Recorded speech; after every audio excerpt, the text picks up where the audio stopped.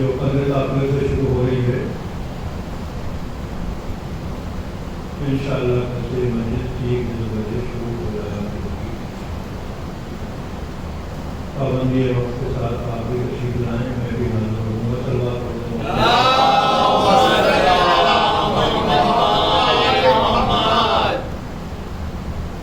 یہ 15ویں پاری کی آیت ہے جس میں کائنات کے خالق اور کائنات کے مالک نے یہ ارشاد فرمایا ہے، یہ اعلان فرمایا ہے کہ ہم نے انسان کو بہترین انداز پر پیدا کیا، ہم نے انسان کو بہترین ساخت پر خلق کیا، ہم نے انسان کو صلاحیتوں کے اعتبار سے حسن کی نقطۂ آخر پر رکھا۔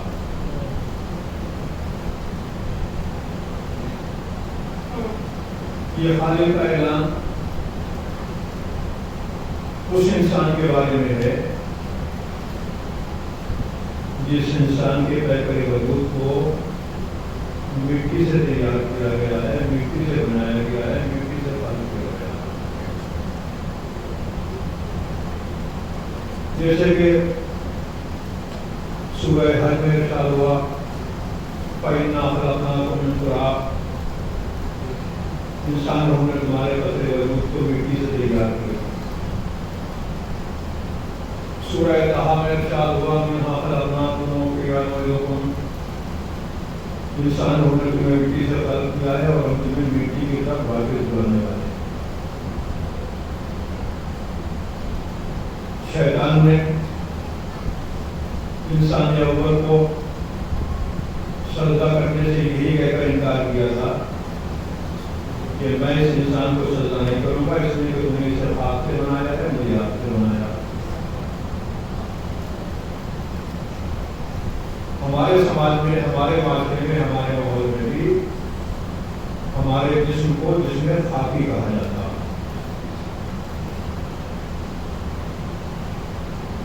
تو ہمیں کس چیز سے بنایا گیا؟ مٹی سے۔ اس مٹی سے جسے سلسلہ موجودات میں سب سے ادنا، سب سے کمتر، سب سے پست، سب سے افضل مانا جاتا ہے۔ مٹی کو موجودات عالم کے درمیان میں سب سے ادنا مانا جاتا ہے، سب سے کمتر مانا جاتا ہے، سب سے پست مانا جاتا ہے۔ مٹی کو ادنا کیوں مانا جاتا ہے؟ مٹی کو کمتر کیوں مانا جاتا ہے؟ اور مٹی کو ادنا، کمتر، افضل اس لیے مانا جاتا ہے کہ اس مٹی کے اندر نہ نور پایا جاتا ہے، نہ شعور پایا جاتا ہے۔ مٹی کو ادنا اس لیے مانا جاتا ہے کہ اس مٹی کے اندر نہ تعقل پایا جاتا ہے، نہ تدبر پایا جاتا ہے، نہ بصر پائی جاتی ہے، نہ بصیرت پائی جاتی ہے، نہ شعور پایا جاتا ہے، نہ لاشعور پایا جاتا ہے۔ مٹی کے اندر نہ تکلم پایا جاتا ہے، نہ ترنم پایا جاتا ہے، نہ تبسم پایا جاتا ہے، نہ تحیر پایا جاتا ہے۔ مٹی کے اندر نہ ذوق تخلیق ہے، نہ شوق تحقیق ہے۔ مٹی کے اندر کچھ نہیں پایا جاتا۔ جس مٹی سے انسان کو بنایا اس خالق نے، اس مٹی کے اندر کچھ نہیں پایا جاتا، نہ نور، نہ شعور، نہ ارادہ، نہ اختیار، نہ بصارت، نہ بصیرت، کچھ نہیں پایا جاتا۔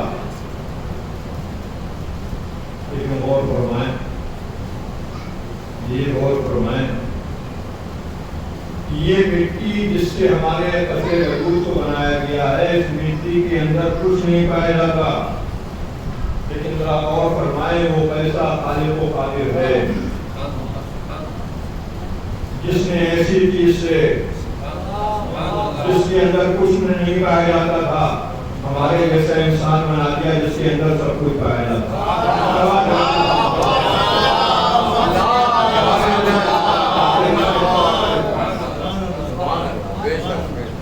اسی لیے آسمانی ولایت و امامت کی 5ویں گہرے درخشاں امام محمد باقر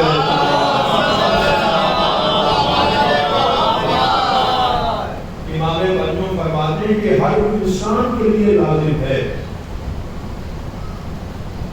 یہ مسلمان کا لفظ نہیں، امام فرما رہے ہیں ہر انسان کے لیے لازم ہے، ہر انسان پر واجب ہے کہ سب سے پہلے اپنے خالق کی صحیح معرفت حاصل کرے،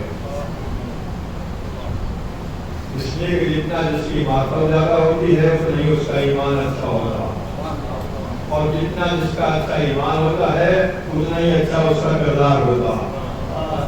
اب آپ امام کے ارشاد کو تاریخ کے تناظر میں دیکھ لیجیے، امام فرما رہے ہیں جتنا انسان کی معرفت زیادہ ہوتی ہے اتنا ہی اس کا ایمان اچھا ہوتا، جتنا جس کا ایمان اچھا ہوتا ہے اتنا ہی اچھا اس کا کردار ہوتا ہے۔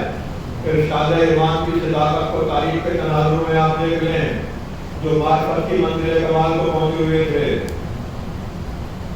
اور فرما رہے تھے اگر ہمارے سامنے ذرائع کے پردے ہٹا دیے جائیں تو معرفت میں ذاتی کی گنجائش نہیں ہے۔ جن کی معرفت کی شان یہ تھی، ان کے ایمان کی منزل یہ تھی تو انہیں صاحب ایمان ہونے کی نہیں کل ایمان ہونے کی طرح سے اور جن کے ایمان کی شان یہ تھی ان کا کردار اتنا پاکیزہ اتنا پاکیزہ اتنا پاکیزہ کہ 100-200 سال نہیں 1400 سال گزرنے کے بعد آج بھی انہیں متقی کہہ کر نہیں امام المتقی کہہ کر سلمان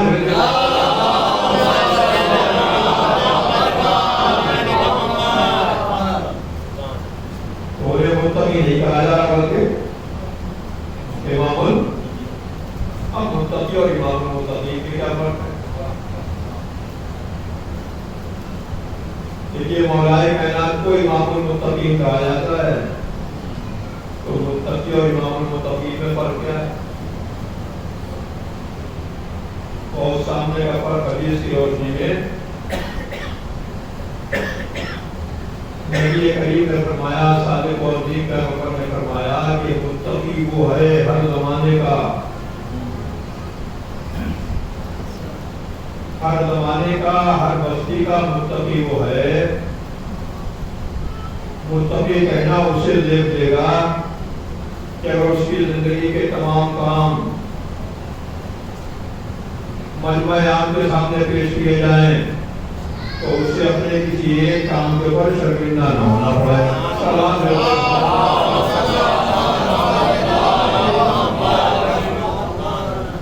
متقی وہ ہے کہ اس کی زندگی کے تمام کاموں کو مجمع عام کے سامنے پیش کیا جائے تو اسے اپنے کسی ایک کام کے اوپر شرمندہ، وہ کون ہے؟ متقی۔ لمحہ کیا ہے، سوچئے جب متقی کی زندگی اتنی پاکیزہ ہے تو امام المتقین کی زندگی اتنی پاکیزہ ہوگی۔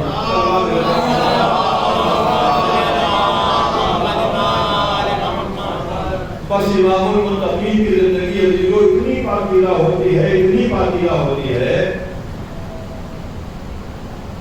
کہ معرفت رکھنے والے مر جانا گوارا کرتے ہیں، لیکن امام المتقین کی طرف کسی برائی کی نسبت کو برداشت نہیں کرتے۔ سلوات پڑھتے ہو۔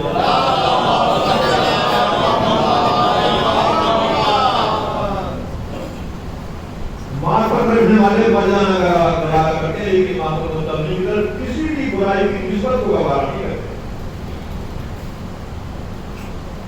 مولا کائنات کی شہادت کے بعد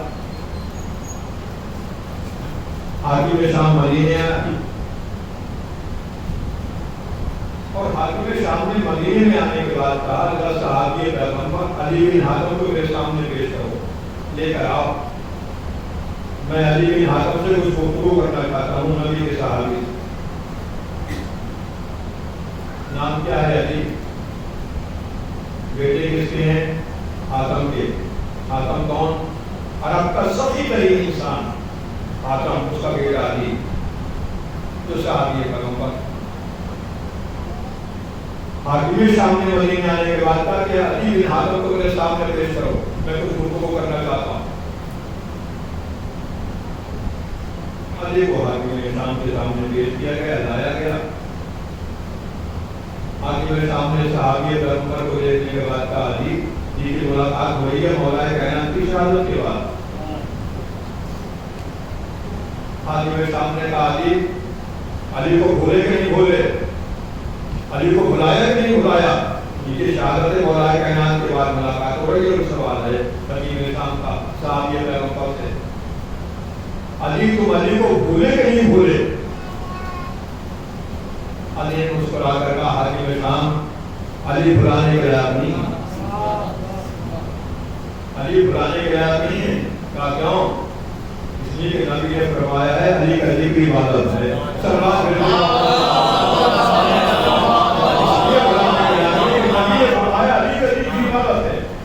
تو علی بھلانے کے لائق نہیں ہے، اس لائق ہے کہ ہم لوگ کو بھی اپنے سامنے رکھا ہے، یاد رکھنا۔ جواب سننے کے بعد دوسرا سوال کیا حاکم شام نے، علی سے اتنا محبت کیوں کرتے ہو؟ یہ دوسرا سوال تھا حاکم شام کا۔ کیا سوال تھا؟ علی سے اتنا محبت کیوں کرتے ہو؟ علی نے مسکرا کر جواب دیا ہم علی سے محبت اس لیے کرتے ہیں کہ نبی نے فرمایا ہے علی کی محبت ایمان ہے، علی سے دشمنی کو کوئی بات ہے۔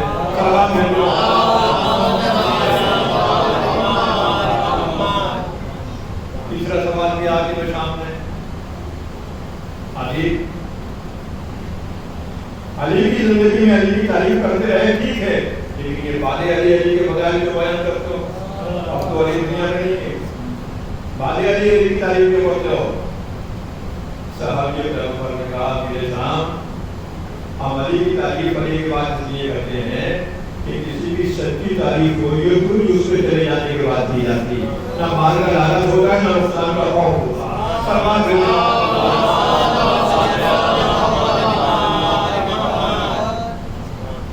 سننے کے بعد حاکم شام نے کہا علی تم بہت علی کے قریب رہے ہو، علی کی خدمت میں رہے ہو، علی سے اکتساب علم کیا ہے، اکتساب فیض کیا، بہت قریب سے تم نے علی کو دیکھا، لیکن ذرا یہ بتاؤ تم علی کے کردار کی کون سی ایسی اچھائی ہے جسے سب سے زیادہ دوست رکھتے ہو؟ بہت قریب سے تم نے علی کو دیکھا، علی کے کردار کی کون سی ایسی اچھائی ہے جسے تم سب سے زیادہ دوست رکھتے ہو؟ صحابی پیغمبر نے کہا میرے شام ہم علی کے کردار کی سچائی کو سب سے زیادہ دوست رکھتے ہیں کہ علی امام عادل تھے، امام ظالم نہ تھے۔ صلوات اور سنو میرے شام ایک عادلانہ فیصلہ وہی کر سکتا ہے جو مرد سجا ہو، عادلانہ فیصلہ وہی کر سکتا ہے جو مرد سجا ہو۔ اگر انسان مرد سجا نہیں ہے تو اگر عادلانہ فیصلہ کر بھی دیتا ہے تو دباؤ میں آنے کے بعد بدل بھی دیتا ہے۔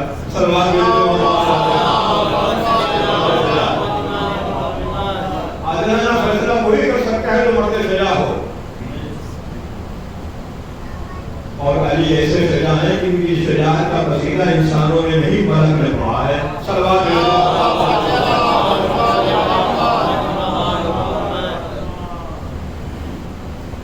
حاکم شام نے سننے کے بعد کہا علی تم علی کو امام عادل کہہ رہے ہو، تم علی کو امام عادل مان رہے ہو؟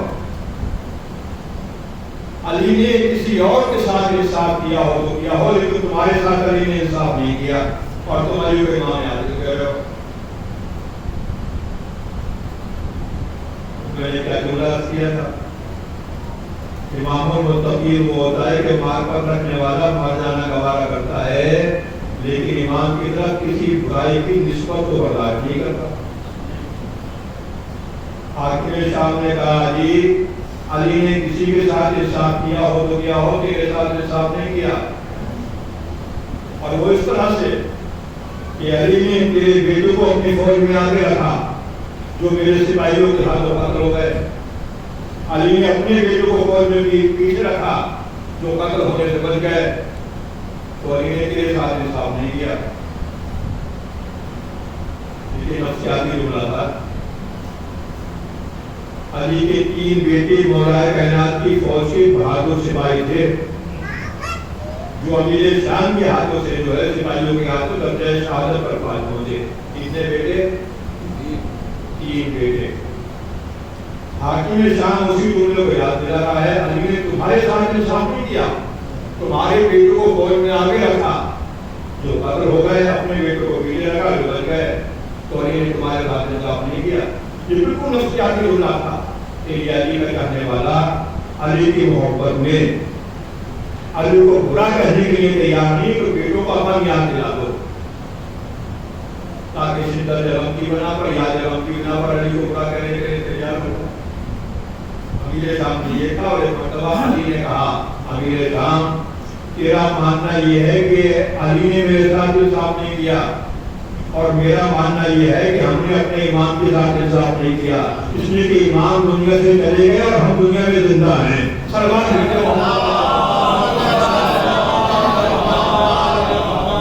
تقاضۂ محبت تو یہ تھا کہ خبر شہادت سننے کے بعد ہمیں مر جانا چاہیے تھا. سلوات بھیجتے تو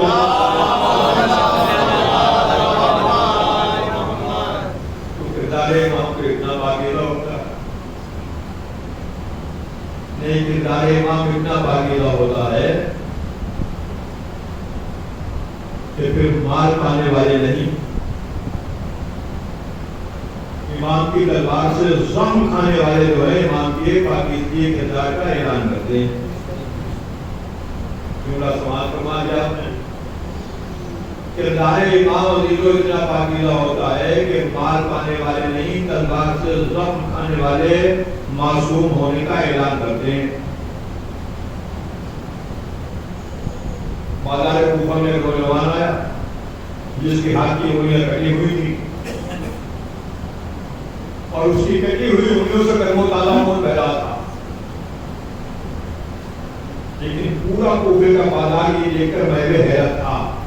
نوجوان کے کٹے ہوئے ہاتھ سے جتنا تیزی سے خون بہ رہا تھا اس سے زیادہ روانی سے اپنی زبان سے امام کے فضائل بیان کر رہا تھا. اور جب کسی نے معلوم کیا نوجوان تیرا ہاتھ کیسے قطع ہو گیا، یہ انگلیاں کیسے قطع ہو گئی، تو اس نے کہا میں نے چوری کی تھی، امام کے سامنے پیش کیا گیا، چوری ثابت تھی، امام نے میرے اوپر حد جاری کیے. یہ انگلیاں کسی اور کی تلوار سے نہیں امام کی تلوار سے قطع ہوئی. میرے اوپر حد کسی اور نے جاری نہیں کیے، میرے امام نے جاری کیے. آپ کے اذان سے قریب ہو کر جملہ یہ سماعت کر رہا ہوں، مجھے گناہ سے کسی اور نے پاک نہیں کیا ہے، میرے معصوم امام نے پاک کیا.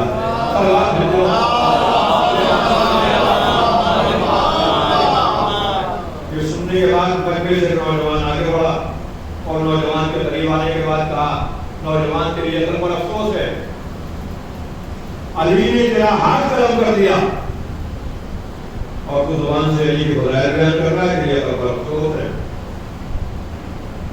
اس نے یہ کہا نوجوان کے جگہ رقم تھا اور اس کی آنکھوں میں آگے ڈالنے کے بعد کہا جس نے کیا جملہ کہا تھا نوجوان کے لیے عقل پر افسوس ہے، علی نے تیرا ہاتھ قلم کر دیا تو علی کی تعریف کر رہا.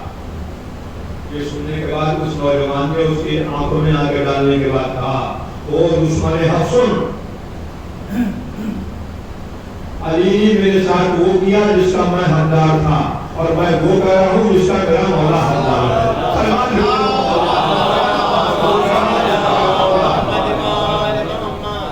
تو کردار امام کو اتنا پاکیزہ ہوتا نہیں، کردار امام اتنا پاکیزہ ہوتا ہے کہ چاہنے والے دوست نہیں، سخت ترین دشمن بھی علی کے معصوم ہونے کا اعلان کرتے ہیں.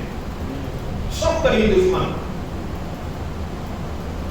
مولا کائنات کا سب سے سخترین دشمن کون؟ ابن ملجم، جس نے سر پر بہرالو تلوار لگائی، سر دو حصوں میں تقسیم ہوا، اور جب علی کے سر سے خون ابل رہا تھا اور ابن ملجم کو قیدی بنا کر امام کے سامنے پیش کیا گیا،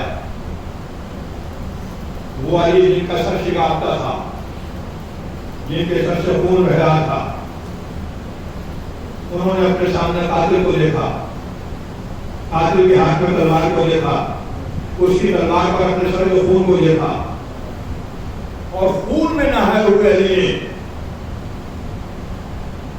میں دوسرا جملہ کر رہا ہوں، محدود ہو گیا، دوسرا جملہ آگے سماعت کر رہا ہوں، خون میں نہائے ہوئے علی نے نہیں بلکہ سرخ رو علی نے، سرور علی اپنے سامنے قاتل کو دیکھا، قاتل کے ہاتھ میں تلوار کو دیکھا، اس کی تلوار پر اپنے سر کے خون کو دیکھا، اور ابن ملجم سے علی نے کہا کیا میں تیرا برا امام تھا؟ کیا میں نے کبھی تیرے ساتھ بے انصافی کی ہے؟ کیا تیرا کوئی مطالبہ کو میں نے ادا نہیں کیا؟ کیا میں نے تیرے کسی حق کو بحال کیا ہے؟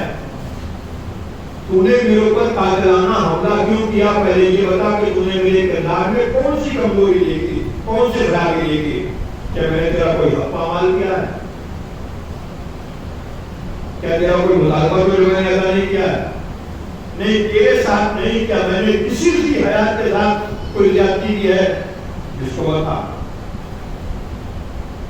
یہ علی کس سے سوال کر رہے ہیں؟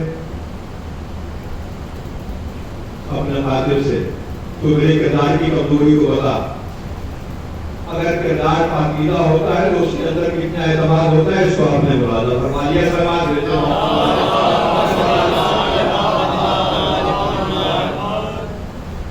امام نے فرمایا تو میرے کردار کی کمزوری کو بتا، میرے کردار میں تم نے کون سی کمی دیکھی؟ اور ابن ملجم نے کہا علی میں اعلان کرتا ہوں، اعتراف نہیں بلکہ اعلان کرتا ہوں، آپ کے دامن کردار پر گناہ کا کوئی دھبا نہیں ہے، آپ نے میرے ساتھ تو کیا کسی کے ساتھ بھی بے انصافی نہیں کی ہے، آپ معصوم ہیں، بے خطا ہیں، بے گناہ۔ کون کہہ رہا تھا یہ؟ قاتل۔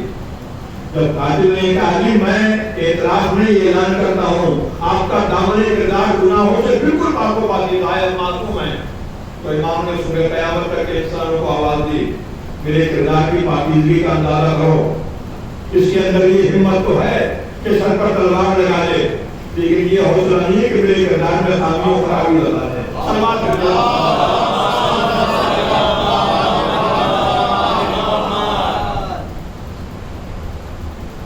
تو یہ حوصلہ نہیں ہے کہ میرے کردار میں خامیوں اور خرابی بتا دے۔ اور پھر اس کے بعد چاہنے والوں سے کہا یہ پیاسا ہے، اسے سیراب کرو، یہ پیاسا ہے، اسے سیراب کرو۔ کسی کہنے والے نے کہا مولا یہ پیاسا ہے تو ہوا کرے، ہے تو آپ کا قاتل، اگر یہ پیاسا ہے، گھبرایا ہوا ہے، ہوا کرے، ہے تو آپ کا قاتل، اس کے لیے پانی اور شربت کی سفارش بھی فرما رہے ہیں، جانے قربان ہو جائیں اس سلسلہ حکمت و طہارت پر۔ کہنے والے نے کہا مولا یہ پیاسا ہے تو ہوا کرے، ہے تو آپ کا قاتل، اس کے لیے شربت کی سفارش بھی فرما رہے ہیں۔ انسانیت کے نمبردار، روحانیت کے شہنشاہ مولا کائنات نے فرمایا تم دیکھ رہے ہو قاتل پیاسا ہے، ہم دیکھ رہے ہیں کہ انسان پیاسا ہے۔ واہ واہ واہ واہ، سبحان اللہ، سبحان اللہ۔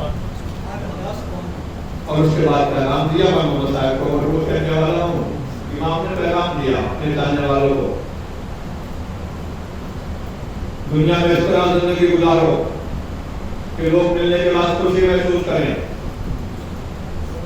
اور اگر تمہیں موت آ جائے تو تمہیں اچھائی کے ساتھ یاد کیا جائے۔ سبحان اللہ، سبحان اللہ۔ بعض باتیں دیگر زندہ رہنا ہے تو ایسے مت رہو جیسے آگ ہوتی ہے، خود بھی جلتی ہے، دوسروں کو جلا بھی دیتی ہے۔ زندہ رہنا ہے تو ایسے رہو جیسے پھول ہوتے ہیں، خود بھی مہکتے ہیں، دوسروں کو مہکاتے بھی رہتے ہیں۔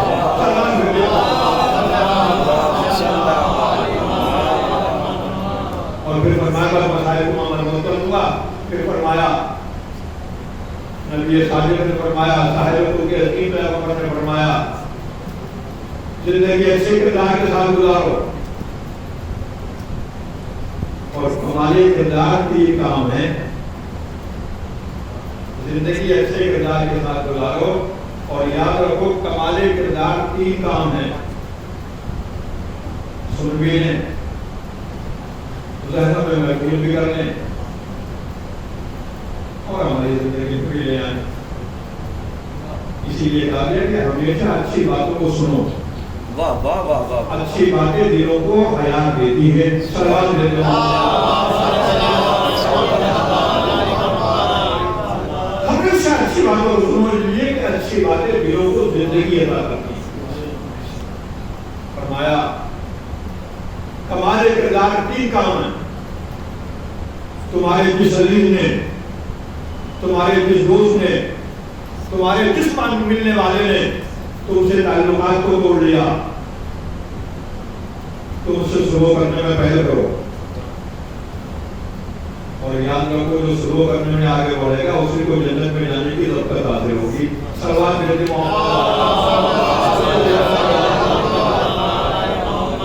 پہلا کام جو تم سے دور چلا گیا اسے قریب لانے کی کوشش کرو۔ دوسرا کام اچھے کردار میں یہ ہے، جس نے تمہارے برے وقت میں اپنے مال سے تمہیں سہارا نہ دیا ہو، اگر اس کے مالی حالات خراب ہو جائیں تو اپنے مال سے کون سہارا؟ جس نے تمہیں سہارا نہ دیا ہو، اگر اسے تمہارے سہارے کی ضرورت پڑ جائے تو کون اپنے مال سے سہارا دو؟ تیسرا کام، جس نے تمہیں اذیت و آزار پہنچایا ہو تو ان سے راحت و آرام پہنچاؤ۔ پورے اعتماد کے ساتھ کہا جا سکتا ہے کہ مسلمان اپنے نبی کی تمام ارشادات پر نہیں، اس ایک ارشاد پر عمل کرنے تو پورا مسلم معاشرہ جنت نظیر بن جائے۔ صلوات بھیجتے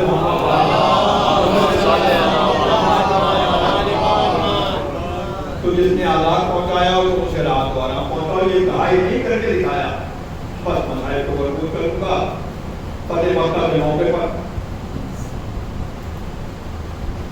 جب مرسل اعظم نے مکے کو فتح کیا اور کفار مکہ نبی کے سامنے قیدی بنا کر پیش کیے گئے، نبی نے اپنے سامنے دشمنوں کو دیکھا جو قیدی بنے کھڑے تھے۔ یہ کون قیدی بنے کھڑے تھے فتح مکہ کے موقع پر؟ سبحان اللہ سبحان اللہ، وہ دشمن تھے جنہوں نے نبی کے جسم پر خس و کانٹا ڈالا تھا۔ یہ وہ دشمن تھے جنہوں نے نبی کے راستے میں کانٹے بچھائے تھے۔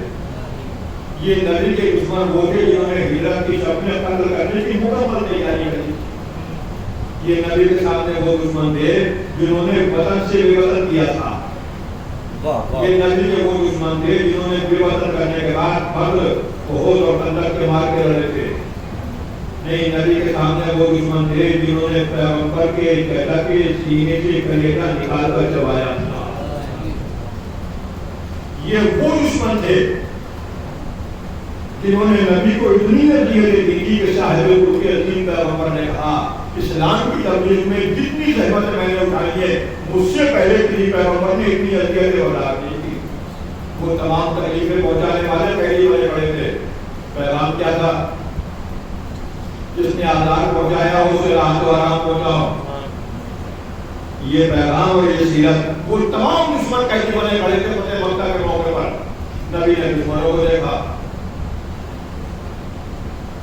اور سوال کیا، ذرا یہ بتاؤ کہ تمہیں مجھ سے کیا امید ہے؟ سبحان اللہ، کہا تم نے میرے ساتھ کیا کیا ہے؟ میں یہ نہیں کہہ رہا تم نے میرے ساتھ کیا کیا ہے، میں یہ سوال نہیں کر رہا، میں تو یہ سوال کر رہا ہوں تمہیں مجھ سے کیا امید ہے؟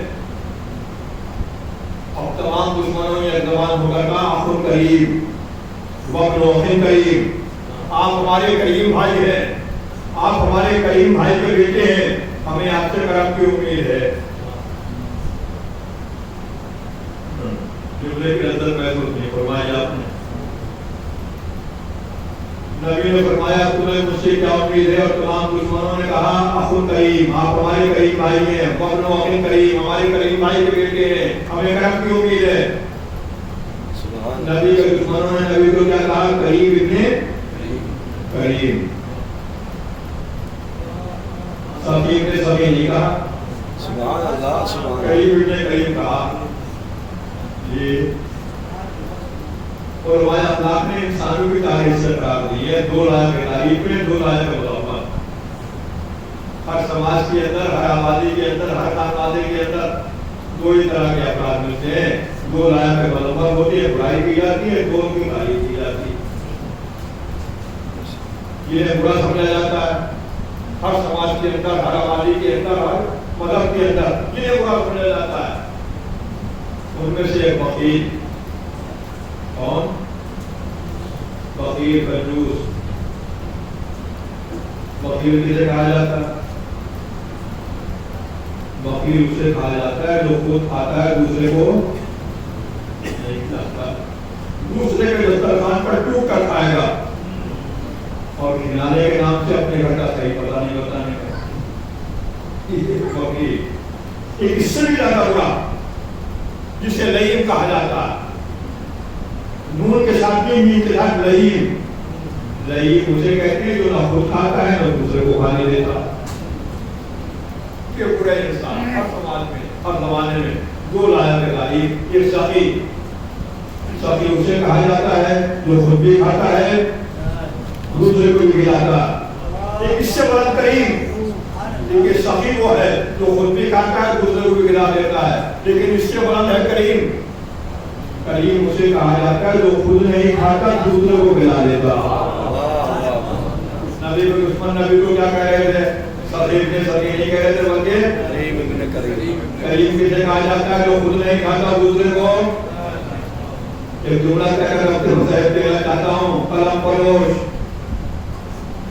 नहीं ज़मीर फरोश मुअर्रिखों से अपने आप को जिल्ले इलाही लिखवा लेना।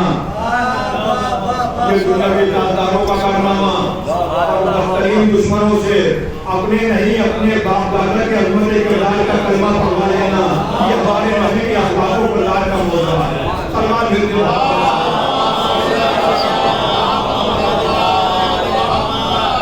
बस मसाइल को मजबूत कर रहा हूँ। हम अपने नबी के दौरे तबलीग को 3 हिस्सों में तकसीम कर सकते हैं। सरकार खत्मी मरतबा के दौरे तबलीग को हम 3 हिस्सों में तकसीम कर सकते हैं। चौथा हिस्सा मैं नहीं पाता। नबी की तबलीग का पहला दौर एलानी नबूवत से लेकर हिजरत तक, आपकी तबलीग का पहला दौर, हिजरत से लेकर वफात तक यह आपकी तबलीग का दूसरा दौर, और वफात से लेकर सुबह क़यामत तक आपकी तबलीग का बनामे इस्लाम बाकी रह जाना, यह आपकी तबलीग का तीसरा दौर। जुमला दोहराने की इजाजत करता हूँ। नबी के दौरे तबलीग को 3 हिस्सों में तकसीम कर सकते हैं। एलाने नबूवत से लेकर हिजरत तक एक दौर, हिजरत से लेकर वफात तक दूसरा दौर, और वफात से लेकर सुबह क़यामत तक आपकी तबलीग का बनामे इस्लाम बाकी रह जाना, ये तीसरा दौर। लेकिन अजीजों ये इत्तेफाक है, नबी के हर दौरे तबलीग में इस्लाम और रसूल इस्लाम का बचाने वाला एक मर्द औरत। नबी के हर दौरे तबलीग में इस्लाम और रसूल इस्लाम का बचाने वाला एक मर्द औरत। एलाने नबूवत से लेकर हिजरत तक इस्लाम और रसूल इस्लाम को बचाने वाला एक मर्द औरत। मर्द का नाम अबू तालिब, औरत का नाम खदीजा। हिजरत से लेकर वफात तक इस्लाम और रसूल इस्लाम का बचाने वाला एक मर्द औरत। मर्द का नाम अली, औरत का नाम फातिमा। वफात रसूल से लेकर सुबह क़यामत तक इस्लाम को बचा कर ले जाना, ये एक मर्द का कारनामा है, एक औरत का कारनामा। मर्द का नाम हुसैन है, औरत का नाम ज़ैनब। सलमान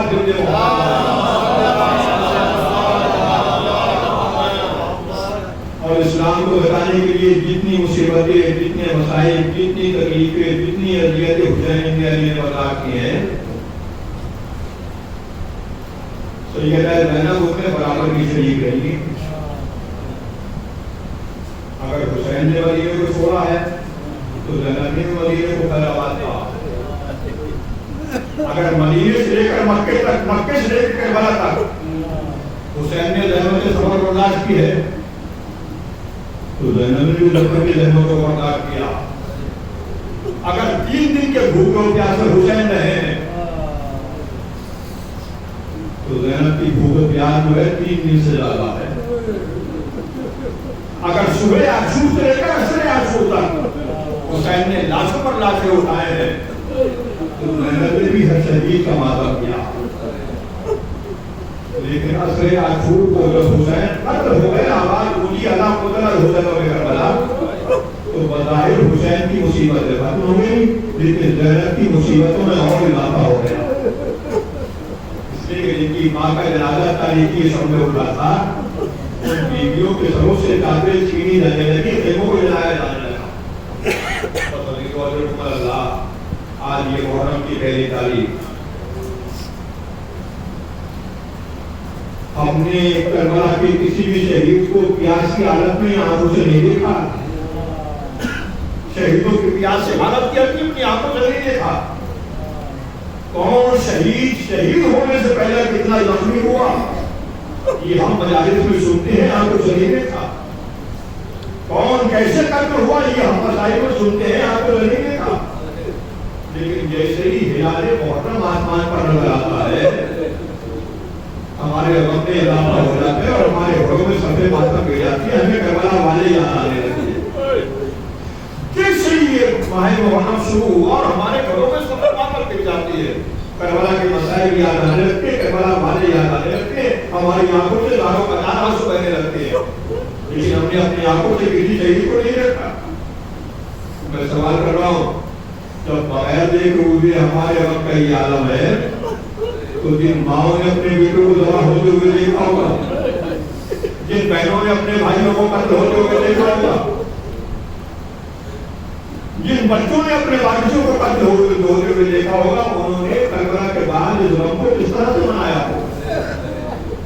تو تصور فرمائیں وہ جب جس چاند کو دیکھتی ہوگی تو ان کے وقت کا عالم کیا ہوتا, کربلا کے مسائل کیسے انہیں یاد آتے ہو, جنہوں نے سب کچھ اپنی آنکھوں کو سامنے دیکھا اور عید الاسلام جب ہم منایا,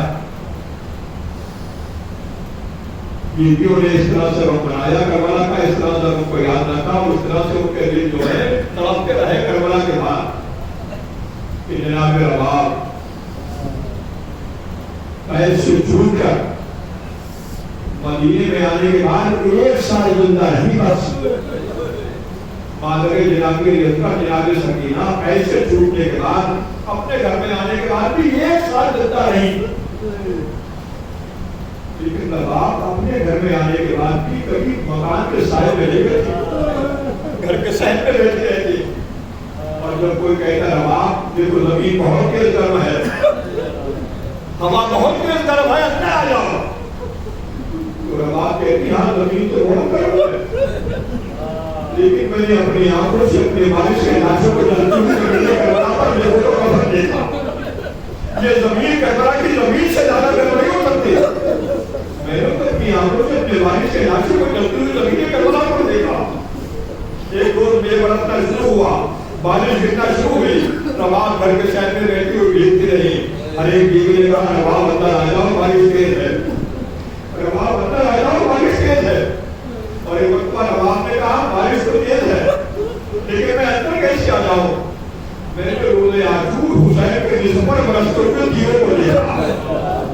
یہ پانی کے قطرے دیوں سے زیادہ تکلیف نہیں پہنچا سکتے. میں نے تو اپنی آنکھوں سے حسین کے جسم پر برستے ہوئے دیوں کو دیکھا. اور جب رباب کسی کے کہنے سے نہ اٹھی تو بیویوں نے جانے کے بعد سید سجاد سے کہا سید سجاد بارش تیز ہے, رباب گھر کے شہر میں بیٹھ رہی ہے, بھیگ رہی ہے, اندر نہیں آتی. آپ بہشت ایمان کے کہیں کہ رباب اندر آ جائیں بہشت ایمان کے. سید سجاد کے دور سے رباب کو بھیجتے ہوئے دیکھا, آہستہ آہستہ پردوں کے ساتھ ماں کے بھائی پہنچے. پہلے ماں کو سلام کیا اور سلام کرنے کے بعد کہا یہ میری صاحبہ ماں, یہ میری مظلومہ ماں. میں بحثیت بیٹے کے نہیں کہہ رہا کہ آپ اندر آ جائیں, اب میں بحثیت ایمان کے کہہ رہا ہوں کہ اندر آ جائیں. ایمان کی حیثیت سے کہہ رہا ہوں. اور آپ نے ڈیوی ڈلتے اٹھائے سید سجاد کے چہرے کو دیکھا, حسین شہید کے لال اگر بحثیت ایمان کے کہہ رہے ہو تو مجھے تمہارے حکم پر عمل کرنا پڑے گا. لیکن سید سجاد جب 11ویں محرم کو گنج شہیدہ سے بلائی جا رہی تھی اور میں نے حسین کے لاشوں کو جگڑوں کا بند دیکھا تھا تو میں نے ایک وعدہ کیا تھا میرے بھائیو بھائی جب تک زندہ رہوں گی مکان کے سائے میں لے گئے لیکن حسین کے لال اگر تم ایسے دماغ کے حکم دے رہا ہو کہ میں اندر آ جاؤں تو میں حکم پر تعمیر کرتی ہوں. یہ کہنے کے بعد رباب نے آسمان کو دیکھا اور ایک جملہ کا عظیم و حکیم معبود کربلا میں ایک امام سے وعدہ کیا تھا مکان کے سائے میں لے بیٹھوں گی. آج مجھے دوسرا امام حکم دے رہا ہے کہ مکان کے سائے میں آ جاؤ. پروردگار جو قادر مطلق بھی ہے وہ سب مطلق باپ بھی ہے. سبیل فرما حسین سے کیا ہوا وعدہ بھی پورا ہو جائے, سید سجاد کے حکم پر عمل بھی ہو جائے. یہ کہہ کر نواز اٹھی جس کو کانپنے لگا قدم ڈگمگانے لگے. بیویوں نے آواز دی سید سجاد ماں کو سہارا دو, ماں کو سنبھالو. سید سجاد نے ماں کو سنبھالا. ایک مرتبہ منہ سے نکلا انا للہ و انا الیہ راجعون. مصیبتیں اٹھانے والی ماں, سختیاں اٹھانے والی ماں, اذیتیں اٹھانے والی ماں دنیا سے چلی گئی. یہ میری مسلمان ماں خدا بندہ انبیاء اور ائمہ اور کربلا کے شہیدوں وسیلوں کا واسطہ ہماری اس عبادت کو قبول توفیق عطا فرما کے ہم کو اس عزاداری کو پورے دور تک پوری آزادی کے ساتھ بنا سکیں. ایسے حالات فراہم فرما. ہمارا حسن نبی اور اہل بیت نبی کے ساتھ فرما. والد اسلام کو قبر غیب سے بھی ناصر و شمار فرما. پھر گزارش ہے کل مجلس کی 10 بجے شروع ہو جائے گی. گزارش ہے کہ پابندی وقت کے ساتھ تشریف